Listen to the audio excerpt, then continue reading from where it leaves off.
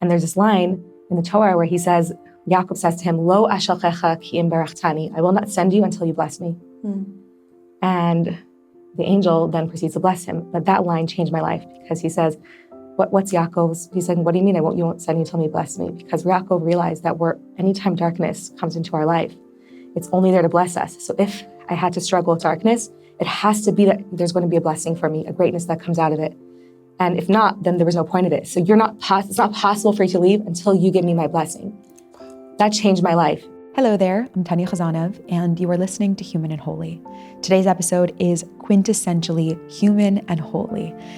This conversation is incredibly real, raw, vulnerable, alive with the genuine humanity and inner darkness that we face in our lives, as well as loaded with Torah insights, biblical stories, deeper mystical perspectives on what darkness is and how it can propel us forward, what its value is, how it comes to visit us as a blessing. Kiki Newman is a Chabad Shlucha to an English-speaking community in Israel. She is a Torah teacher, teaches weekly Torah classes in person and online, available on YouTube and Spotify, as well as being a bridal educator. She is a woman who is steeped in, invested in, and alive with her Torah study, as well as so incredibly real, vulnerable, and raw about her own experiences of depression, inner darkness, and how teachings from Torah have transformed the way she looks at those extremely challenging, tunnel-like moments in her life. It is the most gorgeous conversation, and I'm so excited to share it with you. Before we get started with today's episode, I want to ask you a quick favor. If you love Human and Holy and appreciate the work that we're doing, make sure that you're following, subscribe to the podcast.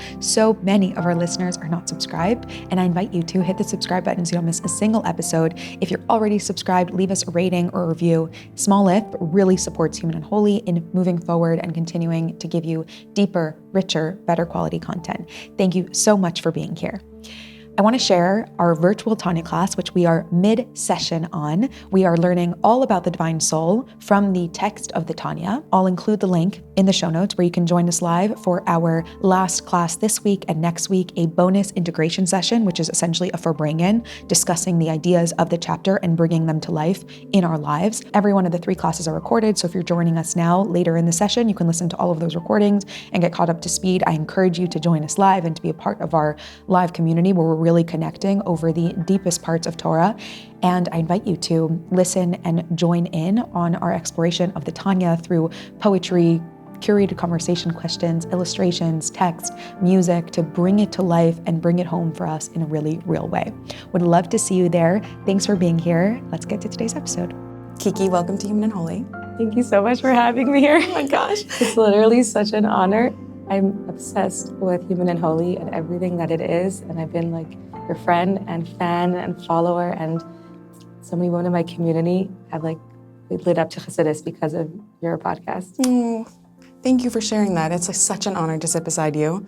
We first connected in my note, and it's so special to be here with you today. Yeah. I'd love if you could introduce yourself and tell us a little bit about who you are. So I'm Kiki Newman, leaning into being just Kiki Newman. I'm a Chabad Shlucha, not far from here, in a settlement called Efrat. We service all the Olim and the English speakers who made Aliyah. We have a really special shluchas because the community is mostly from the non-Orthodox. So I get to do what I love most, which is rather than having to, do the basics like Shabbos kosher, I get to go straight to the core, which is teaching Chassidus. And that's my passion. So I get to learn with the women and we inspire each other. And my passion is teaching Chassidus in a way that's deeply relevant in real life and sharing my deepest struggles, my real life struggles, and showing up with all that with Chassidus. I'm also a mikvah, if it matters, but I'm also working in the women's mikvah, so I'm very connected to a lot of women's things. I work in the women's mikvah. I teach brides, kalas, before their wedding, and I get to teach in Oria Seminary. Incredible. Yeah. One thing I forgot to mention is that I'm also a proud wife to my better half, and my partner in life, and a mom to 3 boys, and Bezrat Hashem, a baby on the way to any day now. That's so exciting. God. We made it just in time. Literally just in time. Yeah. 3 days later, I may not be here. You'd be birthing. Yeah. Yeah, well, thank you so much for being here. I'm so happy to have you here. Today we're going to be talking about some lessons from the Torah, from our biblical characters, on addressing and facing our own inner darkness and the darkness of the world. And this is a very deep Torah that you both have so much background on and also personal experience on. So it's going to be, I'm really excited to dive into it with you. I'd love if you could give us a little bit of context on why this is something that's so personally meaningful to you. You're the best questions. Oh my God, thank you. That's a really good question. I spent so long running from hiding my darkness and trying to show up as perfect or pretending it's not there, and it wasn't doing me good. And so what I've been leaning into the last few years is rather than for coming to a share. So I've struggled with mental health, anxiety, postpartum depression, regular depression. And so sometimes I would have a really, really rough night, crying all night and a rough morning. And then I would have to teach a women's share, and I would have to stuff it all away and show up and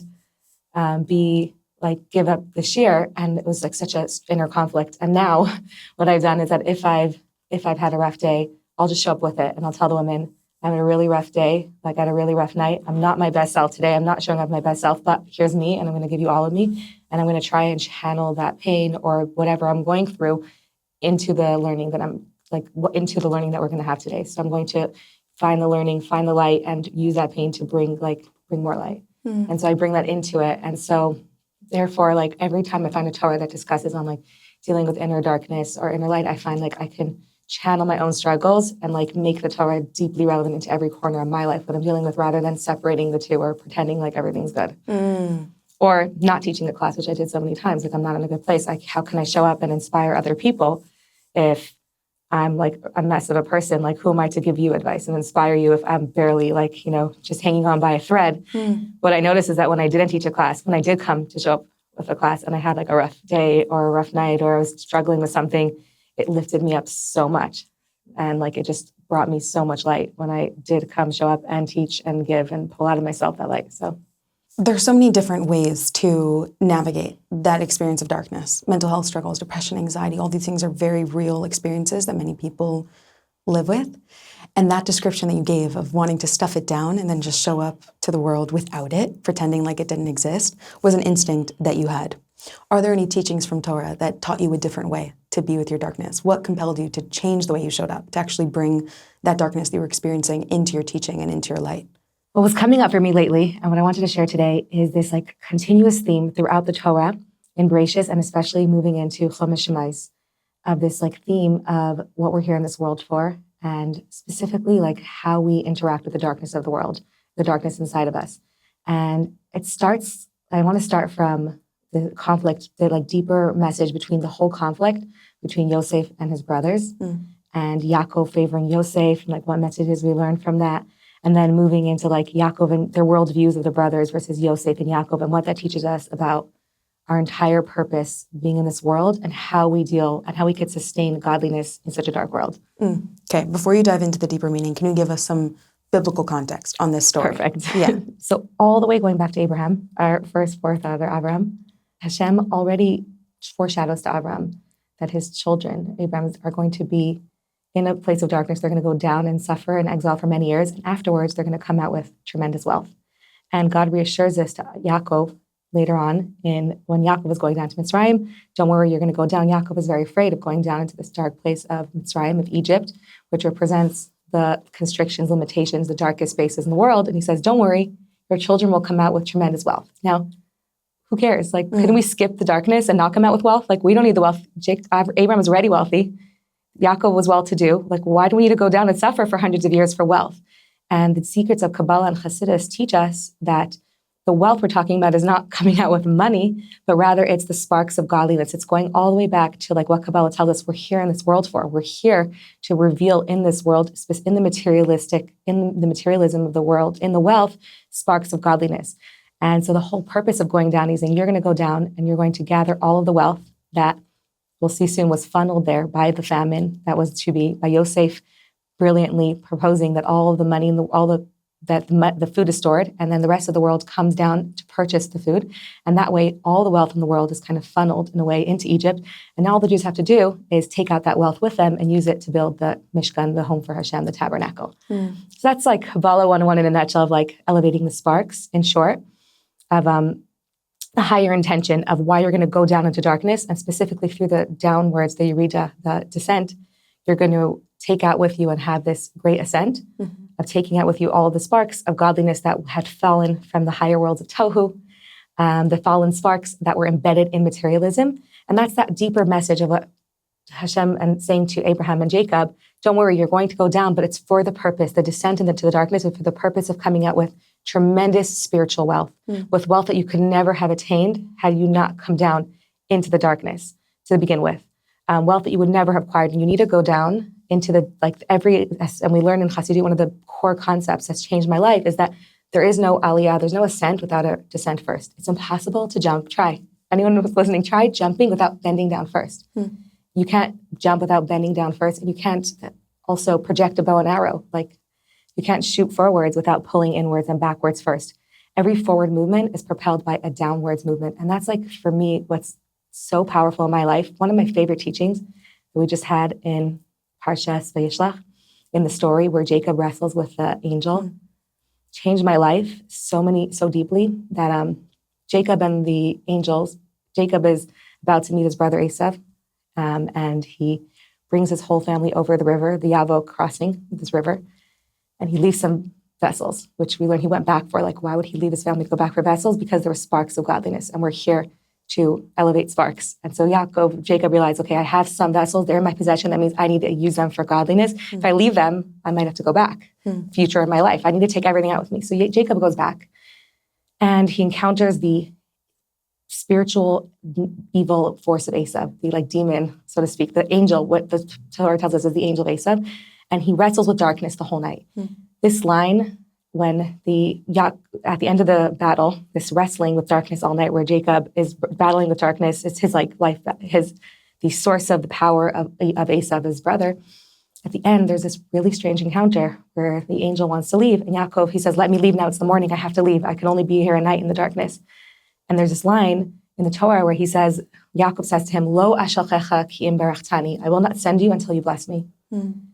And the angel then proceeds to bless him. But that line changed my life, because he says, what's Yaakov's? He said, what do you mean you won't send you until you bless me? Because Yaakov realized that anytime darkness comes into our life, it's only there to bless us. So if I had to struggle with darkness, it has to be that there's going to be a blessing for me, a greatness that comes out of it. And if not, then there was no point of it. So it's not possible for you to leave until you give me my blessing. That changed my life, because before, when I would encounter darkness from within or from without, from people, just external conflict or whatever it was, or internal conflict, my primary goal would be, how do I get rid of this darkness? Why is this happening to me? And how do I make this go away faster? And this message of Chassidus changed my life. The darkness isn't there. Hashem isn't sending me the darkness to cause me pain, to bring me down, to bring for my neck. Hashem is not sending me darkness to cause me pain, God forbid. Hashem is sending me this because there's a blessing in it. He wants to reveal inside of me a way greater power and a greater blessing that's packaged in this darkness. So through this darkness, I'm going to achieve a greater blessing that I couldn't have achieved without it. And so as long as I'm trying to make the darkness go away, it's not going to leave until I get the blessing out of it. Wow. And so my question, what I try to do, and it takes some time, because at first I'm just like Yaakov, just fighting the darkness, like, go away, leave me alone. Why is this happening to me? How do I make this go away? But when I can shift and remember this teaching, I can shift now and switch the question to how do I make this go away to what blessing is this coming to bring me? And that changed my life. So I can look at the same conflict and say, wait, has to be for a blessing for me. Let me unpack and see what the blessing is. What greater wealth can I take from this darkness that's happening from within or from without? And the moment I do that, usually the darkness leaves by itself. It's like, okay, you took what you need from it, from this darkness, and I don't need to be here anymore because you got the blessing that you needed from it. But as long as I'm resisting, it's like, but I'm trying to give you something. And so you're not taking it. Hashem is like, I'm trying to send you something. Now here's the cool part. What's the blessing? It's not something external. It's not like, oh, through this, I'll win the lottery, or through this, something great external will happen. What's the blessing the angel gives to Yaakov? He says, what's your name? And Yaakov says, my name is Yaakov. And he says, from now on, you'll be Yisrael, because you battled with Sarisaim, you battled with godliness, divinity, and you prevailed. What I took from that was that the blessing is uncovering something he already had. He was like, unlock. The blessing is not something outside of him. but it's rather uncovering inside of Yaakov, like Yaakov 2.0, like the higher level of himself that he had hidden inside of him. So the power to be not just Yaakov, but to be Israel, to be someone who doesn't Yaakov, which is like evading the darkness, but someone who battles the darkness and overcomes it. And so the blessing is already in you. It's when darkness comes in our life, it's to uncover inside of me, inside of you, something that was there, but through the darkness and through struggling with it, it opens up and it unlocks potential and powers inside of you that you couldn't have, that I would never have reached had I not struggled with that darkness. And looking back to every dark or struggle I've had in my life, I can, like at the moment, I wish it hadn't happened. But now looking back, I'm able to really, truly be grateful for each moment that every struggle I've had, because each struggle I've had has uncovered inside of me something that I wouldn't be who I am today without that. But whether it's empathy or being able to connect with others or understand pain or deeply, like, I don't know, feel other people's pain more or be relatable or be vulnerable or feel Chassidus in every part of my life. Just be a more empathetic, caring, good friend. Like there's so many things about myself that I've uncovered only through the darkness I've been through. Don't leave until you bless me. Exactly. Yeah. When darkness comes, either from within or without, and the instinct is, as you said, is how quickly can I get rid of this? And then shifting into asking, like, what are you here to teach me? What are you here to give me? Practically speaking, what does that look like? Softening that resistance to welcome it in and then saying that caused it to dissipate. Yeah, it's a really hard shift. It doesn't happen right away. I always say, like, I'm not like going through struggle and I'm like, oh, this is for my blessing. It's a long journey, and it takes, depending how hard it is, it could be a long time till I could shift and stop fighting and resisting. It helps, like, learning and teaching Chassidus. Like, for me coming back to Chassidus, I'm like, oh yeah, that's what we're here for. You go down into Mitzrayim so you can come out with greater wealth. Yeah, every downwards descent is for a higher ascent. What helps me a lot is surrounding myself with people who reflect that back to me. And I had like a friend who, when I was like facing a really like challenging episode of conflict from without, and I was like so much pain, she was like, what is this coming to teach you? And like, what is the blessing here for you? And I was like, wow, like, and it shifted everything. And from a situation I thought would just like, I spiraled into like, it's never going to get better. I'm going to have to move away and start again in a new country, to like, oh wow, like Hashem sent me this to uncover something in myself that helped me find in that situation my inner voice, listening to what I feel and not relying on external validation. And it was such a powerful moment. So that really helped when I can have friends that like my husband, my friends will like reflect that back to me. That's like a shortcut. Yeah. Otherwise it's like, it's avoda, it's hard work. I don't know the answer. It's like Chassidus and just learning. And I'm like, and then it clicks and I'm like, I'm teaching this to other people. For me, like teaching women really helps me because I'm teaching these concepts and then I'm going through darkness and I'm like preparing class. I'm like, wait, I have to apply this. Right. Like I can't, if I'm going through something dark and I'm teaching the women about how every darkness is for a greater ascent, let me put it into myself first. So being a teacher of Chassidus for sure is like the best. Supportive to you. Yeah. It's helped me so much. Yeah. And it's powerful also to have someone awaken that within you when you're going through the hard time, to say like, what is the blessing for you? And you're like, that's a good question. It is. Yeah. I want to ask you, you speak about going into Egypt and coming out with greater wealth, wrestling with the angel and being blessed by the darkness and finding a new part within you. What does it mean to face the darkness? This is a term that people use. Face the darkness. Don't be afraid of the darkness. The darkness is where the blessing is. And I think many of us have experienced these descents in our lives that have led to these ascents. But when you say that phrase, describe what you are speaking about in the real experience of this wrestle with the angel in your life. Oh, that's so deep. What it looks like on the ground, battling the darkness. Yeah. It's really deep. I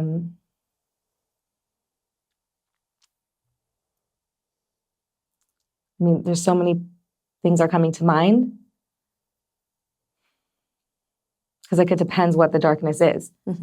But a lot of it is like not numbing. Like on the one hand, like I'm going through it and I want to just numb. And like the easiest thing is to open my phone and doom scroll and just scroll through social media and run from it and hide it and stuff it away, which I'm so good at. We're all good at it. I'm an expert at running from my darkness and just like putting it away and stuffing it away and then just like pretending it's not there and avoiding it. And dealing with it is really hard. And it's like years of therapy, but like being able to like sit with my emotions, sit with my shame, sit with my fears, sit with my anxieties, and like allow them space to breathe. And then only after I sit with them and give them that space, which is so hard, it's the scariest thing. I just want to run the whole time I'm sitting with any uncomfortable emotion, like fear of failure, fear of rejection, shame, jealousy. I'm just like, get me out of here. Like, let me run. I have a phone. I can escape so easily, you know? And being able to just stay and say, like, this is a part of me. This is a part of me Hashem made. This is a real emotion. Hashem made me with this tendency, with this desire, with this feeling, with this struggle. And so I'm going to show up with it. And it's not easy. It's like a muscle. Like in therapy for me, it was like exercise. It was literally like weights. So I had to like sit with it for a few minutes. My therapist would tell me to do this. And I'm like, I can't. We have to do it together first. So it's in therapy and be like, let's just stay with the feeling for like a few minutes. And that way the muscle's strong. It's like a personal trainer. And then when I'm not with you, I like strengthen that muscle so I can stay with it a little longer. And when I've given it the space to like sit with whatever it is and I'm feeling and not run from it, only after it has the space to like breathe, I can send it love and say, you're a part of me. You're a real part of me. You know, you're valid. You have space. I love you. Breathe into it. Like sometimes I'll imagine my breath hugging it or embracing it. Like going in towards that inner child. Then I can start to think, okay, like how can I, only after I've given it space, can I start to think, okay, now how can I channel light into that? How can I use this to, what's the deeper message here? How is this really good for me? How can I grow from this? And usually when I give that space, it usually passes much faster anyways. Yeah, interesting. And I think that so much of the fear for people is that when facing that darkness and that pain internally, that will be swallowed by it. And I'm curious to know, you describe showing up to teach a Torah class, not canceling, but showing up anyways and bringing your full self there. My instinct would be, maybe facing it would be to stay and be with yourself. So talk to us about choosing to be outward focused when you're experiencing darkness, not only being with yourself, but still like being with it within the world. Wow, that's such a good one. There's so many great tools. You're bringing up so many great things. You're saying like, I'm feeling the darkness, instead of like in those moments where I'm like, I have to teach a Torah class now, that motion is not like move in words and stay with my feelings. It's like, no, now, you know, this is like Hanukkah related, but like we learned that like there's two ways that Hillel and Shammai differed on dealing with darkness. Shammai's approach was like going to the source, to the core, and like healing it from the core and like staying with it.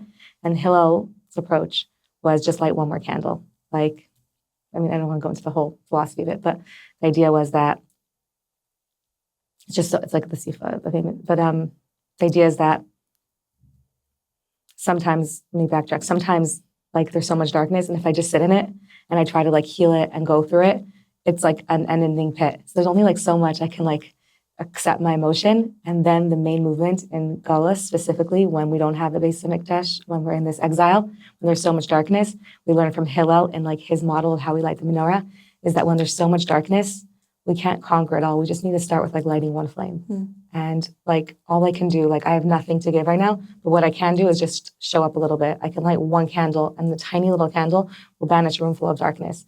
That's really the Chassidic approach. Like ideally, in that moment when I'm stuck and I'm feeling depressed, like the best thing I can do is move out of myself and like just stop. Like, yes, there's a moment, there's time to stay in the darkness and feel the feelings, but then like, and give it space. Then the next step, most important step that you brought up is now like lighting one candle. Like I can't do everything, but I can light one flame. And from there I can add another flame, and then I can add another flame, and not like thinking about how I'm going to face this at once, because it's so much. Like the darkness of this world is so great. Like I can't answer every anti-Semite out there, every person who hates the Jews, but I could do one act of kindness to counteract the darkness. I could do one little step. And so I could like, in that space of darkness, like the Lubavitcher Rebbe always taught that like the best thing to do when you have so much darkness is to go out of yourself. Like it's the opposite movement in a way. It's to like think about someone else, and when you like light one candle for another person, suddenly you're lit up also. Like there's a amazing guy in our community, Noam Jacobson, who's like a singer, and he said that when he learned this from the Rebbe, when he's depressed or down, he takes his guitar and he goes to his hospital, he plays music, and like it just lifts that depression because he's moving that outwards. So like sometimes I come to a share and I'm like, how will I ever do that? But like just taking that one step and like showing up and being like, let's learn, it like brings me out of that like stuckness. I just had to do one tiny step, and then so much, one little candle can banish so much darkness. Yeah. It could be that like first step to like climbing out of the hole. By the way, I didn't ask that to counteract Yeah. what you're describing, meaning I think that there's a time and place for each of those. Yeah. I'm curious to know how you balance those two modes of being. I don't know if I have the answer to that actually. Because like, I just know like if I need to show up for somebody, this is not the time for me to be dealing with my darkness. Like if my kids need me, if my community needs me, like this is my time that I have the power to like compartmentalize, to say like, we'll deal with you later. We'll make space for you. I'm not like stuffing you away. I'll make time to go to you. You know, I'll work through it myself, with my husband, my journal, my therapist. But right now I have the power to like focus on whether I'm going to let it take over my life. And then sometimes like just moving outwards, like just moving out of my space is like the best thing. And like, it takes me out of already, it gives me perspective. And I could come back to the feeling with like a fresh perspective with like so much more light. That's reminding me of chapter 26 of Tanya, which is all about having that designated time to face our painful experiences. Yeah. Which is a very practical way to look at, meaning it could be interpreted in two ways. One way could be pushing aside the darkness, and another one could be, no, it's so important, but I don't want it to prevent me from living. So I allow myself real designated spaces to experience this. And if I'm in middle of my work or my responsibilities, then I'm able, like I have the ability to save it for later because I know it's going to be given its due respect in its time. That's a great model. I love that. Even though like in a time where I'm like not in the mental health crisis, I could do that. Like I can put aside what's going on, what's coming up.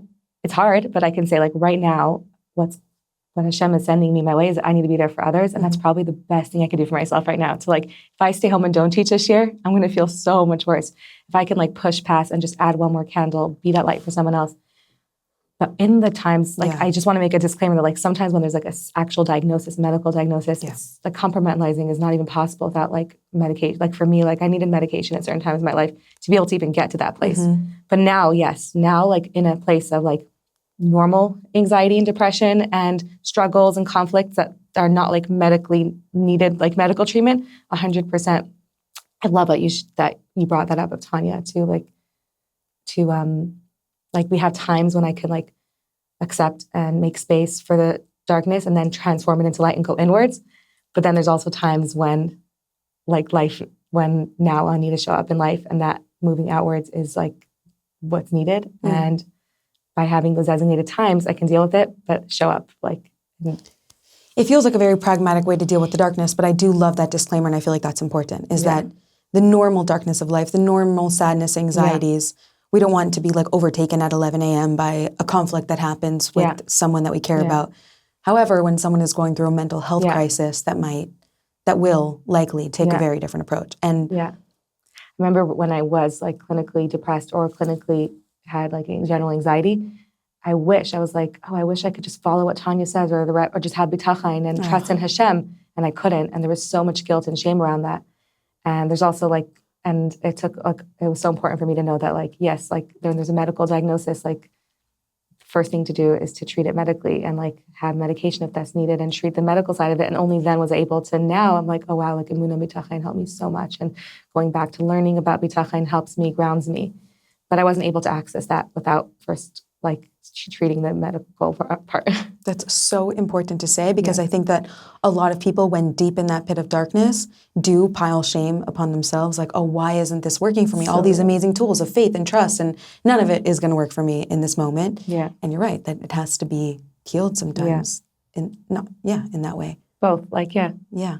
Well, they can work together as well. They work. They're like simultaneous, but it's not like it's not like shouldn't be shamed if like the bitachon's not working for me. It means I'm a bad person. It means I don't have emunah. And it just might mean that you need to seek medical help. Yeah.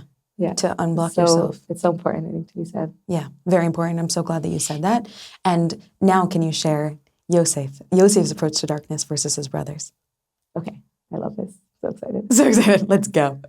Okay, so I want to examine. Like this takes. Like through examining the Chassidic approach, the deeper Chassidic approach, story of what's happening behind the story behind the story, the conflict of Yosef and his brothers. Now, biblically, Joseph's brothers are jealous of him. His father favors him and makes him a beautiful coat. And he also comes and tells them his dreams. And he tells them in his dreams, like they're going to serve him. And they're jealous of him and they're angry at him. They say, the dreamers come, they throw him in a pit. And Joseph ends up being sold multiple times and ends up in Egypt.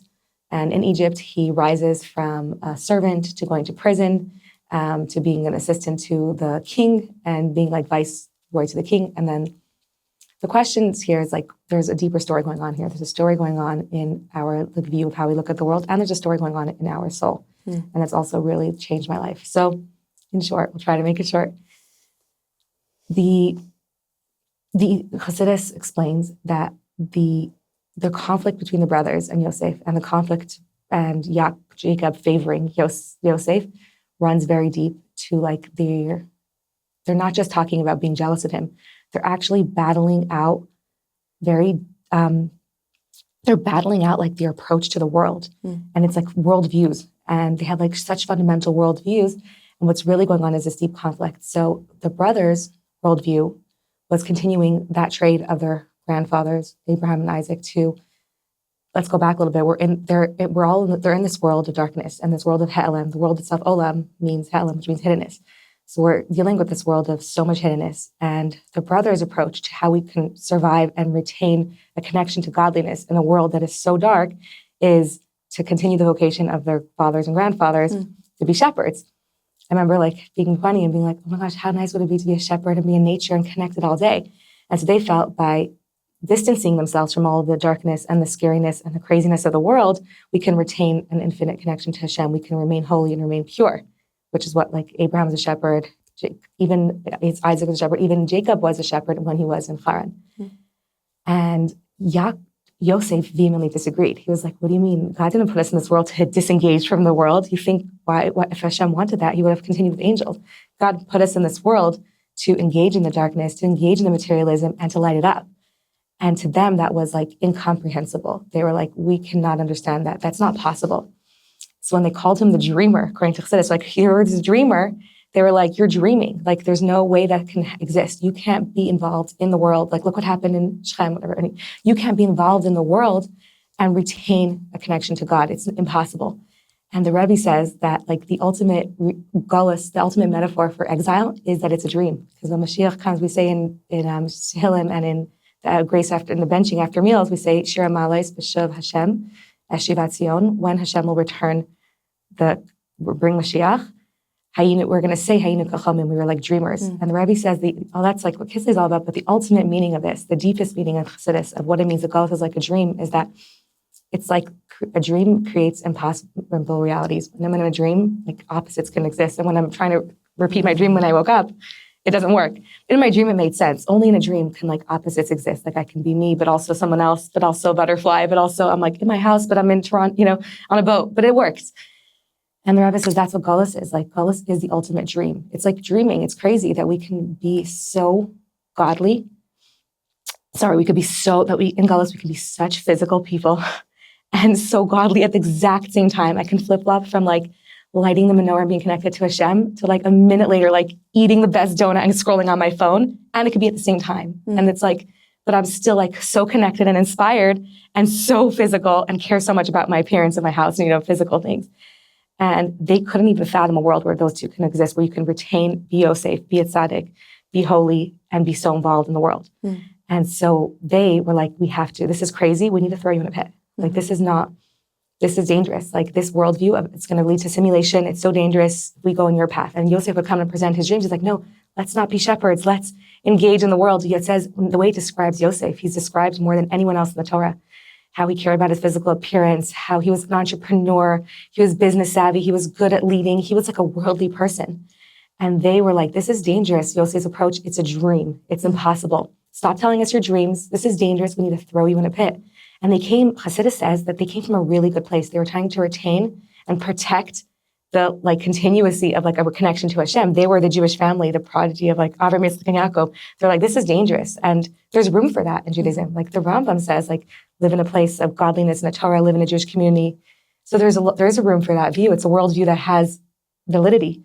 But Yosef said, you think Hashem put us here to like remain disconnected? Like we had angels for that. We're here. Clearly Hashem wants us in the darkness of the world, engaging with it and elevating it. And this is where Yaakov favored Yosef. Yaakov didn't just have a favorite, Yosef, because he loved on a simple level, Yaakov loved Yosef, smart, he reminded him of his mother. He loved Rachel, but Chassidus says what it means that Yaakov favored Yosef is that the verse in the Torah actually tells us, the Elah told us Yaakov, Yosef, these are the progeny, this is the children of Yaakov, Yosef. And Rashi says, shouldn't have said Reuven, like he was the first. He says that Yaakov saw Yosef as a direct continuation of what he understood to be the world's mission. And the same way that Yaakov, it says, was different than his father, Yitzchak and Abraham, who stayed in Eretz Yisrael, in Israel, in a place of holiness, Yaakov then ventured out and went down to Haran. He left and he said, we need to go down into the darkness. And he gave birth to and he established his whole family in the darkness, Haran representing the darkness of the world, Haranaf Olam, the anger, the wrath of God, like the concealment of God. He recognized that, of course, like the goal was to come back and bring everyone back to Eretz Yisrael, which he did afterwards, but it's not enough to remain there. It's not enough to keep godliness in the holy places. He said we have to take that godliness from the Beersheba, from Eretz Yisrael, and bring it down into the darkest places in the world. And so what Yaakov started, he saw as Yosef directly continuing it. And this is where it gets really Kabbalistic, where Chassidus says that Yaakov was the Midah, the spiritual Sephira. Is the spirit in English? Yaakov was the attribute, the Kabbalistic Sephira attribute of the 10 Sphirot of Tiferet, which was a blend of Chesed, of kindness, and Gvura. And Yaakov was the Midah Tiferet, which is the emotion of compassion and continuity. And Yosef, it's brought down that Yosef is the Midah of Yesod, and Yesod is foundation. And Yesod on the Sephira chart lies right under Tiferet. And Tiferet is an emotion, so it's potential, it remains within. And we learned that the three spheres of Chesed, Gvura, and Tiferet are the emotional capacity, and Netzach, Hod, Yesod, and Malchus, victory, or victory, humility, and the foundation and connection of Yesod are the physical, are the action, are taking that emotion and translating it into action. And so Chassidus gets really deep with this and says that Yaakov started in the potential, because Yaakov began that potential, that journey of taking the light and bringing it down into darkness. But even when he was in Haran, what was his trade? He was a shepherd. That's how he still was like a little bit alienated from the darkness. He still was a shepherd, and he saw in Yosef's vision to take that vision from Tiferet, which is the potential and emotional state, and bring it down into Yesod, into action, and to really take it to the full extent. And so it says Yaakov favored Yosef. What Chassidus says it means is that he understood that Yosef was the one who was going to take that mission and that Yaakov began into its ultimate realization of going and bringing the light of Hashem into the darkest places, practically down into Egypt.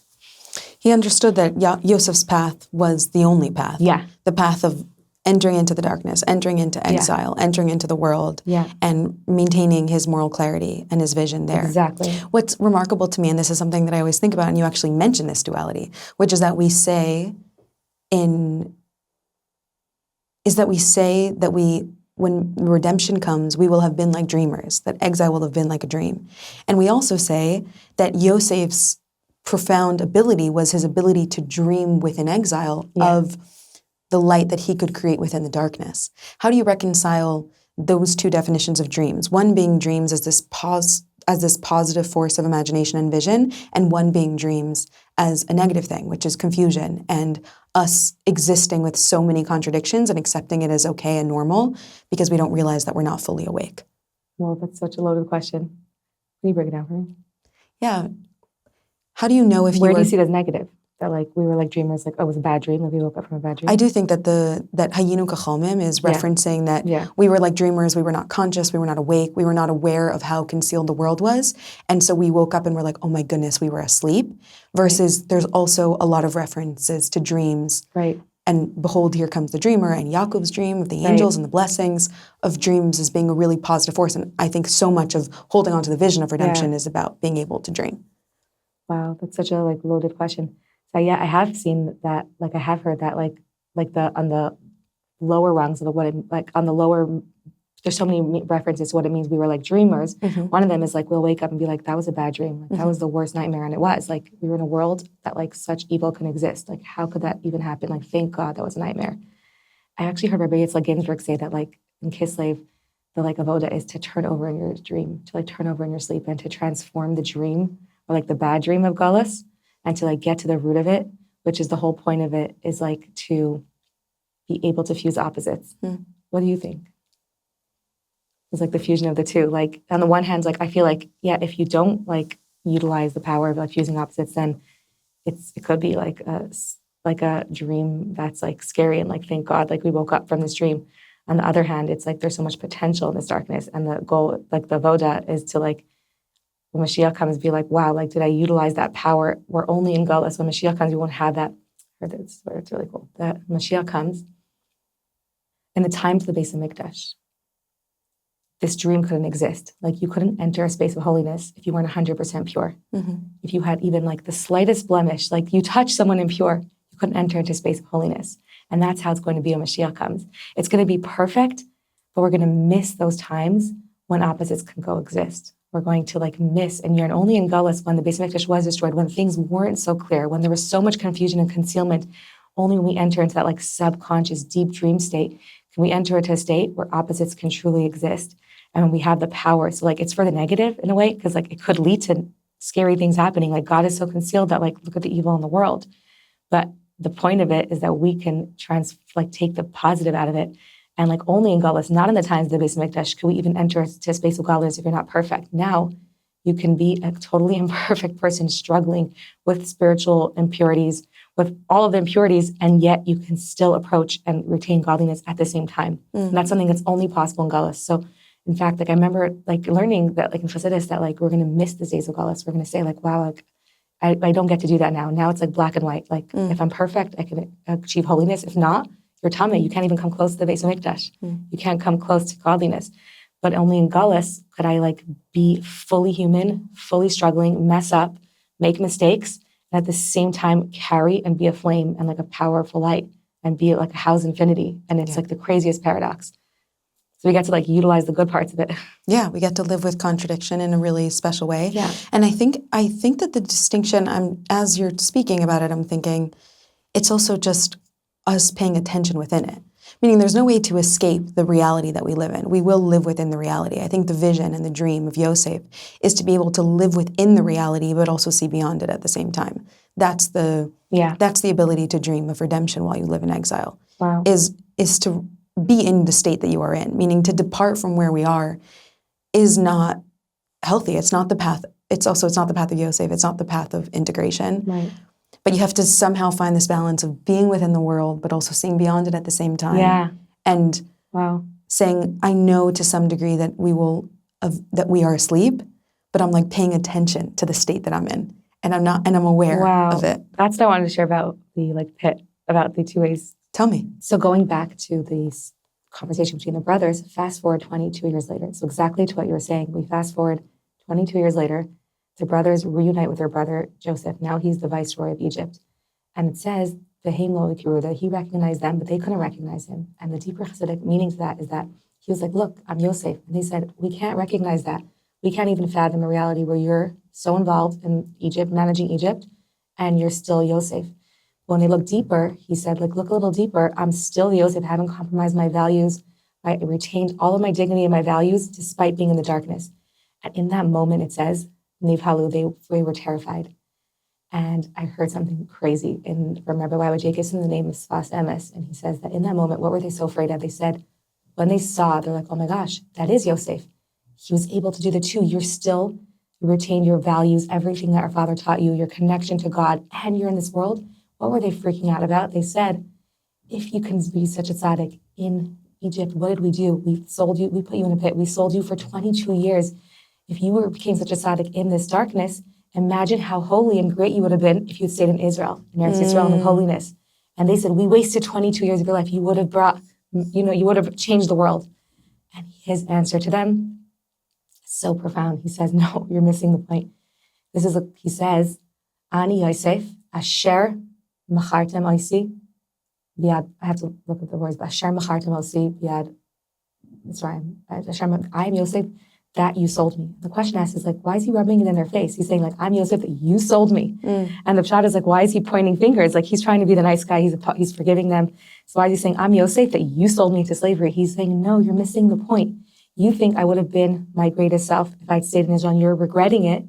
But the reason I'm Yosef, I am who I am, is Asher, is translated here as because you sold me into slavery. I'm only who I am because of what you did to me. You didn't do it to me. The next verse, he continues and says, you're not the ones who did this to me. Hashem is the one who sold me. And he's like, you did nothing without Hashem. Hashem intended for me to go here. You were just a catalyst. So thank you. That changed my life. He was like, you're getting it wrong because you put me into darkness, because I was able to grapple with darkness and be in this space. That's how I am the greatest tzaddik who I am. That's how I am the infinite, like basically human and holy tzaddik that I am, the Yosef that I am, that you see now, the greatness you're looking inside of me and saying, oh shoot, if only we hadn't sold you, how great would you have been? You're missing the point. I took from this something so powerful that like taking that story a little bit in like to our own is, to me, this is a story that we all go through. We all begin as like a Yosef, as a dreamer. Like we start off life and as little kids. And like if you ask a little kid, you know, what's your life's dream? They want to be like the prime minister, an astronaut. We have so many huge dreams. We're like the dreamer. We imagine the impossible. We could do everything is possible to us. And then comes like the voices of like the adults who want to protect us. We're like, well, you know, I don't know if that's so possible. You know, who says you could do that? You'll have to go to school for many years. It's how you're going to get the money for it. And those like creeps of doubt start coming in. So I feel like we all start off as a dreamer. And then we have these like external voices. And sometimes the brothers inside of us, that it starts off as someone else maybe like telling us, like trying to help us be more realistic. They don't want us to get hurt and our dreams to be bashed. So like in a way to, an attempt to protect us, someone who cares about us will tell us, you know, that dream might not actually work out. I don't want you to have your hopes up. And then that doubt creeps in. And then we become, like often I feel like we become like the brothers who want to throw our dreams into a pit. Our dreams become so, like our dreams become so like painful to us when we like have all these big dreams and then we see like my reality that I'm like afraid that I can't actually attain them. And so my dreams become something that like are in my face, like I can't do that, like I'll never succeed that. Instead of having these dreams and being so dejected that I haven't reached my dreams, I'd rather just not have dreams. I'd rather not have these huge dreams because it's just a reminder, a painful reminder of how I'm not achieving those dreams. And so often I feel like inside of us, we're the brothers who throw our dreams in the pit, who want to like stuff them away and be like, better not to dream big than to have these dreams and then feel like a disappointment, feel like a failure, feel like, wow, I had all these dreams and I didn't succeed them. So I'd rather not try and have big dreams to like grow my influence or grow my light in the world, because my fear of like the rejection, like I know I'll be rejected, or my fear of failure are so scary. I'd rather stuff those dreams away. And so we all like moved, to me, like I feel like that's something that we all like can experience, and how I felt like really connected to that. And the answer of Yosef is so profound. He says, Asher, like if only their brothers was like, oh no, like if only we had, going in hindsight, like if only I had done that, if only I had changed, if only I had done X, Y, Z. And I feel like I wake up every day with so many if onlys, like so many regrets. Like if only I hadn't stuffed my dreams away, if only I'd taken that opportunity, if only I'd put myself out there, if only. And I'm like, why did the brothers like full of regret, like why did I stuff my dreams away? Why did I give up on my dreams? There's so many different onlys. Like even like, if only we'd bought the house when it was a quarter of the price 10 years ago. If only I had like loved my body when I was skinny, you know, when I had such a great body. If only I'd appreciated my youth. If only I'd appreciated it then. And Yosef is telling the brothers, and I love this, that change the if only to only because. That Asher is like, he's like, we sold you if only we hadn't. And he's like, no, you understand. It's not if only, it's only because you sold me that I am where I am today.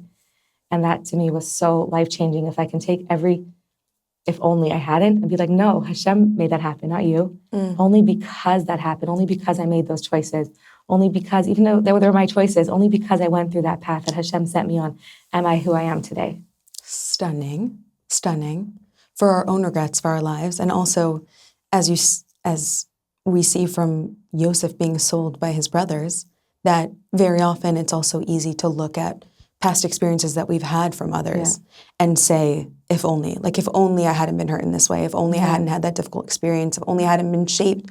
I mean, being sold into slavery by your brother and being banished from your family is the most horrific trauma that one could imagine. And to be able to look to them and say, you have no power over me. This was God's plan for my ultimate potential to be realized. And to like have that level of acceptance around the grievances we have around our past is so profound. And also for our own regrets, for our own lives. And I think that like we experience both of those things. And I love how you brought that into, and what we often do is we lock our dreams away because we say better to lock it away than to face the disappointment, or to start pushing for acceptance for where I'm at, and to recognize that this space that I'm in because of my past is exactly the birth of the new desires and the new future and my ultimate potential being realized. Said it perfectly. You did. And that ties like right back into what Yaakov said to the angel, like, you're here to bless me. Like, you can't leave until you bless me. When we do experience, it's obviously like very beautiful to say, forgive your past, recognize how whatever you've experienced in the past, or whatever mistakes that you've made, darkness that has befallen you from others, or darkness that you've brought upon yourself, even knowing and accepting that it's from God, and that it is exactly the starting place that you need to be in right now for whatever you need to accomplish. Facing that darkness is obviously not that simple. I'd love to talk about some Torah approaches to facing that darkness that we experience from past experiences or our inner worlds. There's like a teaching that comes to my mind that's really helped me so much, that pops in like along the same story, where we fast forward a little bit in the biblical story, where the brothers make peace with Joseph, and Jacob comes down, and Jacob's nearing the end of his life. And there's this unusual conversation between Jacob and his son Joseph, who are so close, they're reunited. And as Jacob is passing away, he says to Yosef, when I pass away, his son Joseph, I want you to bury me in Eretz Yisrael. I want you to take my bones out of here and bring me back to Israel. And Joseph says, okay, got it, done. And then he continues in the next verse. He says, Hishavali, swear to me. And the commentaries like are so perplexed. Like Yosef already said, he gave his word. He said, I will. And twice he says, promise, swear to me. And they say, why was he making him swear? So on a literal level, they say that Yaakov wouldn't have let him leave because Joseph brought so much blessing to Egypt, and he wanted him to stay there. So with a swear, he would say, I'm beholden by a swear. Chassidus says there's a way deeper conversation going on. The deeper conversation going on was there's such something so deep happening. Yaakov is saying to Joseph in this, like, is that I know that you and I have totally different approaches on how we can best support the Jewish nation through their exile. And I'm going to take this to mean how we can support us going through Egypt. Egypt is representing of our constrictions, our challenges in our lives. And he says, Yosef, I know that for me, let me start with Jacob's approach. He says, for me, I feel like I can best support the Jewish people if I'm not in, I know they're going to be spending the next few hundred years now in the darkest of exiles and horrific crimes of Egypt, which we see repeating over and over again. And I know that the best way I can be there for them is if I'm not in it with them, if I'm on the outside pulling them out. And they need me on the outside. I can't be here with them. But I know that you feel differently. Joseph's approach is, I know that you think that I need to be in it with them. You need to be, and Joseph did. Joseph's role in the end, fast forward, Joseph died a little later on. He said, I want my bones to stay here. And then after Egypt, take me out. So going back to the question why he made him swear, he said, swear to me that you'll take them out now and not later on. And so let's unpack this. What Jacob is saying is that in our own darkness, there's two such powerful simultaneous messages that we can take from this conversation of practically how we can deal with our own darkness. Tools. Yaakov's tool is so powerful. When someone is in a pit or when someone is facing darkness, it's so hard for them to help themselves. Like you need someone sometimes on the outside to just pull you out. The quote from the Chachamim is, "Ein chovesh matiris atzmo." A tied person can untie themselves. When I'm tied up, it's so hard for me to free myself from the shackles. But someone else is like, here, I got you. Or someone in a pit, like, I can't climb out. You're just like, here, take my hand. And so for me, when I was in the depths of my mental health, my first postpartum depression, I remember like people being like, why don't you just go to therapy? Or why don't you just get help? And I'm like, I'm in the pit. I'm in the darkness. It's like asking a cripple, like, why don't you just walk? And I'm like, I can't. Like, I could barely wake up. I can't get out of my bed in the morning. How am I going to get to therapy? But it's so easy for them to do it. And so in that space, I remember I had a close friend and my husband who would I would have a therapy appointment and I wouldn't go. And people were so judgmental, like, why are you not going to and I've done that in my life. I'm like, you clearly don't want to get better. You're not going to your therapy appointment. You keep missing your appointments. Like, I can't be there for you if you can't be there for yourself. But it's like someone who's like physically ill, we wouldn't be like, well, why can't you just walk? I'll help you because I can because I'm not in the darkness. And so the message of Yaakov is that it's hard sometimes the place is so dark. I'm tied up. And my first therapist actually told me this, and that ein chovesh matiris atzmo. You can't sometimes help yourself. You need someone to take that initial step. And so going back, I'm so grateful to my friend and husband at the time who would make the appointments for me and literally come over and be like, come, I'm taking you to the appointments. Oh. Literally, like, and otherwise I wouldn't go. And they were able to understand that for me. And that changed my life because now, first of all, it helped me get the help I needed because I couldn't help myself then. And now I'm so tempted. And I hear so many people saying like, well, why don't they just get help? Why are they not going to get the help they need?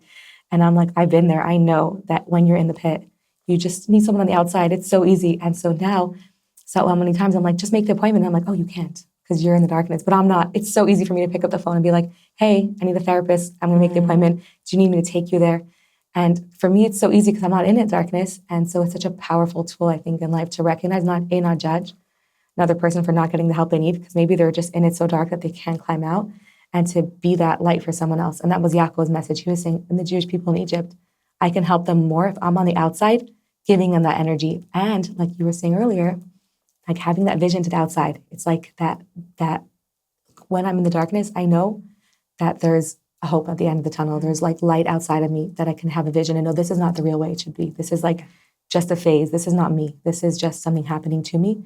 But there is a reality outside of this. There's an Israel, like there's a time, there's a Mashiach, there's an era where this darkness doesn't have to exist. Wow. Now, Yosef. So Jacob says, I know that you that you have a different approach. And Yosef's approach is saying, they're not like arguing, but they're saying like, we need both. And so Yaakov is saying, I know that your approach, Yosef, is that you feel that you can best help the Jewish people if your bones stay within them. And that, for me, in the mental health, in the darkness, or really not just mental health, but in any dark space, it's important to have someone on the outside, but also to have someone climb in the pit with you. Like the difference between empathy and sympathy is Yosef is saying, I'm going to be with you, giving you the strength while you're going through it. I'm just going to stay by your side. Sometimes we have like a kid, a child, or a friend who's struggling so much, and I don't know what I can do. I'm like, there's nothing I could say. I can't fix this now. I can't help you out of this space, but I could climb in and sit right next to you with my arms open and just say, I'm here. I'm here with you. And that's so powerful. It like eases the load so much when like you're going through something and you know, like someone is like, I don't even know what to say right now, but I'm with you. And we're going through it together. And Yosef felt like he can give the Jewish people chizuk more by staying with them. And only later when they leaving, Yosef said, I'm going to stay with you as long as it takes 210 years. And only then will my bones come out. Well, you take my bones out after you've been through it. And I'm going to be that chizuk. I'm going to be that pillar of fire and strength to hold you through. The message I took from that was twofold. One is to be able to like just climb and be there with someone, even if you don't have the answers. That's what Shiva is. Sitting Shiva is just sitting. Like I'm like, what do I say? And unfortunately, I've had to go to so many Shivas since October 7th of people who've lost family members, children. And I was terrified in the beginning. I'm like, I don't know what to say. Yeah. And the best thing is like the word Shiva is just sit, just be, just sit with the person, just say like, I'm with you. That's the whole beauty of it. Like you're not even meant to talk. You're not allowed to speak. There's nothing to say. I'm just with you in this. And knowing that you're sitting not alone and you're surrounded by those who love you and are with you in it just gives you that strength to get through it. And in an even more internal, deep way, it's knowing that Yosef was with you all along is so powerful. It's knowing, going back to the message, it's knowing that you have, that even when you feel like there's so much darkness and there's no hope, or you're going through this darkness and it's like, well, how could this Galus end? Look at the world and the state of what's happening now. Yosef's message is that you're wrong. There's Yosef with you all along. That if you just dig a little deeper, like his bones were there. They were in the water. You maybe have to uncover it. But deep inside of you is that light all along. And for me, like in my first depression, this is very personal, but in my first depression, the first time I had postpartum depression, like I felt that I remember feeling like this is it. Like I felt like my light had been snuffed out, like my potential to light up the world was done. I remember my mom like calling me and saying like, I called my mom and I said, can you tell me one good thing about myself? And she was like, what do you mean you're my light? She's such a sort. And I'm like, I was crying. She's like, this doesn't sound like you. Are you serious? Like, and the second time, and I remember at that moment feeling like, that's it. Like I had my light and I'm 22 years old and Hashem took it away and it's for the younger people and that's it. Whoa. And thank God, like I had this like break of depression after I had the baby. I had a few weeks where the depression lifted and then my light came back and I had this like feeling that like I have this like worth and light inside of me again. And then the depression came back again. But that glimpse for that moment of knowing that it's there. So I'm like, okay, this darkness is not me. It's just covering up that light. The light is still there because it came back. And with the right medication and help, I'll get that back. That carried me through. That to me is like that message of Yosef, that like, no, the bones are with you. The light of Yosef, that light inside of you has never gone away. It might be covered up that you think it's not there, but there's this, the infinite light inside of you is always there. The darkness might just be very dark, it might be covering it up, but that's external. That's not who you are. And that's like the menorah, like that, like one cruse of oil. It's impossible, no matter what armies try and destroy, it's impossible to eradicate that one jug of oil. It's eradicable. It's invincible. It's a part of you that will never go away, that will always be there, no matter what's happening to you, no matter what you're going through. There's a part of a light of you that's unaffected. And so that gives you the chizuk to know that my light is there. I might have to work through to uncover it, but it's there all along. And so I think that like the Yosef and Yaakov model is like, we need both. Like we need simultaneously to look outwards and to know that there's like hope for something outside of this will pass. And to know that while I'm going through it, that light is deep down there. It's carrying me through. I have it inside of me. And it's not going anywhere. Yeah. I just need to like ignite it more. Both an enormous way to see ourselves in those periods of darkness, to know that the light is always within us, and also an incredible way to offer compassion to another or support. Yeah. As you said, not to pass judgment when someone just needs a hand out of the pit, and to recognize that if it's easy for me to call the therapist, then that is a worthwhile thing to do to support someone who's really struggling, or to drive them to their appointment. As you said, when someone is struggling with their physical health, we wouldn't even think twice about driving someone who's weak to their doctor's appointment or making the appointment for them. But recognizing that when someone is struggling with their mental health in that way and they're constantly missing appointments, that we could offer them that support, I think is really beautiful. Yes. And then also to say that sometimes just being with the person, meaning there is no fixing, there's no practical thing you can do, but that's also very comforting to be sat with, and also to also have that light reflected back to you, to say you still have that light in you, like it's not gone forever. Yeah. I know your light so well. And that can also be a kernel of hope to people. Someone recently shared with me that they were going through a hard time and they received a message from something that they had done 2 years ago for someone, like a talk that they had given, and how it had inspired this person in their life. And she said, while going through a rough time, her previous light illuminated her difficult period, where she was able to feel and be reminded of what she could contribute to the world, even when she wasn't in that space where she was able to tap into her own light. And it's a very beautiful experience to have your light reflected to you when you don't see it within yourself, and when you don't have access to it in the way that you are used to, or in its full strength. Kiki, I love ending with this question. If you're sitting across from one person and you can just give them one message, soul to soul, what would you say? I think what I would say is that you are such a light, and that no matter what you're facing, you should know that you have like tremendous infinite light within you, even if it feels like there's so much darkness and it's not there. It's like there's always that one cruse of oil. There's always that one vestige. And to be able to just like look inwards and find that power, and like know that that light exists and that it's infinite. And when you can like just know it's there, I just bless you to be able to focus on that, know how much worth you have, how much inner light you have. That's not dependent on how accomplished you are, how much you actualize your dreams, just that you have and retain light just by existing. And hopefully from there, it can spill out and light up like outside of you and spill over and light up the world. Thank you. Thank you so much. This was really special. I wish someone would say that to me every day. Like, Yeah, you should. you are such a light. You really are. You are, and like you have so much infinity. And I wish like every day I could wake up and know like there's light inside of me, not dependent on what I do or accomplish. It's just there, and it's a piece of Hashem. And if I could shine it outwards, how lucky am I?